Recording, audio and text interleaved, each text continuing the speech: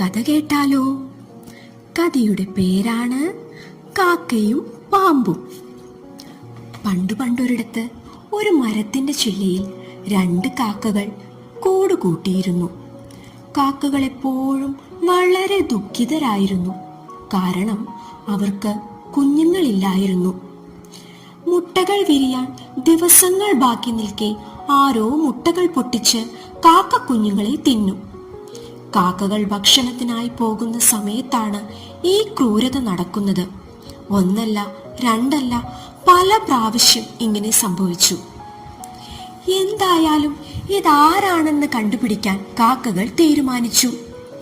അടുത്ത ദിവസം കാക്കകൾ തീറ്റ തേടി പോകുന്ന പോലെ പറന്ന് കുറച്ച് അകലെയുള്ള ഒരു മരത്തിൽ ഇലകൾക്കിടയിൽ മറഞ്ഞിരുന്നു. അപ്പോഴതാ കാക്കകൾ കൂടുകൂട്ടിയിരിക്കുന്ന മരത്തിന്റെ അടുത്തുള്ള പൊത്തിൽ നിന്നും ഒരു പാമ്പ് പുറത്തേക്ക് വരുന്നു.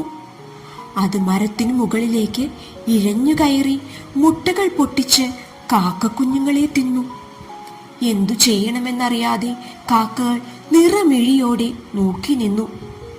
ഇതിനൊരു പരിഹാരം കാണാൻ കുറുക്കനാശാന് മാത്രമേ സാധിക്കൂ, ആൺകാക്ക പറഞ്ഞു. അങ്ങനെ അവർ കുറുക്കനെ കാണാൻ പുറപ്പെട്ടു. കാക്കകളെ കണ്ട കുറുക്കൻ ഗുഹയിൽ നിന്ന് പുറത്തു വന്ന് കാര്യം തിരക്കി. കാക്കകൾ അവരുടെ കഥ വിവരിച്ചു. പാമ്പിനെ വകവരുത്താനുള്ള സൂത്രം കുറുക്കനാശാൻ കാക്കകൾക്ക് പറഞ്ഞുകൊടുത്തു. പിറ്റേ ദിവസം കാക്കകൾ തീറ്റ തേടി പോയത് രാജകൊട്ടാരത്തിനടുത്തേക്കാണ്. ആരുടെയും ശ്രദ്ധയിൽപ്പെടാതെ കാക്കകൾ കൊട്ടാരത്തിൽ പ്രവേശിച്ചു. രാജകുമാരിയുടെ മുറി ലക്ഷ്യമാക്കി പറന്നു. മുറിയിൽ ആരുമില്ല. അതാ കുമാരിയുടെ മാല ഊരിവച്ചിരിക്കുന്നു. മാലയും കൊത്തിയെടുത്ത് അതിവേഗം പറന്നു.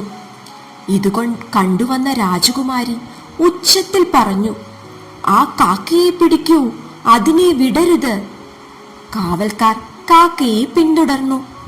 പറന്ന് പറന്ന് കാക്ക ആ മാല പാമ്പിന്റെ പൊത്തിനുള്ളിൽ കൊണ്ടുപോയിട്ടു. ഇത് കണ്ട കാവൽക്കാർ പാമ്പിൻ പൊത്ത് നശിപ്പിക്കാൻ തുടങ്ങി. പാമ്പ് ചീറ്റിക്കൊണ്ട് പുറത്തേക്ക് വന്നു.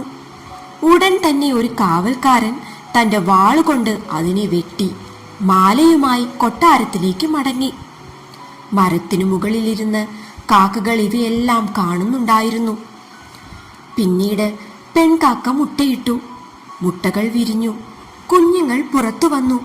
അവർ കാലങ്ങളോളം സന്തോഷത്തോടെ ജീവിച്ചു. പ്രശ്നങ്ങളെ കണ്ട് ഒളിച്ചോടുകയല്ല വേണ്ടത്, പകരം അതിനെ ധൈര്യപൂർവം നേരിടുകയാണ്.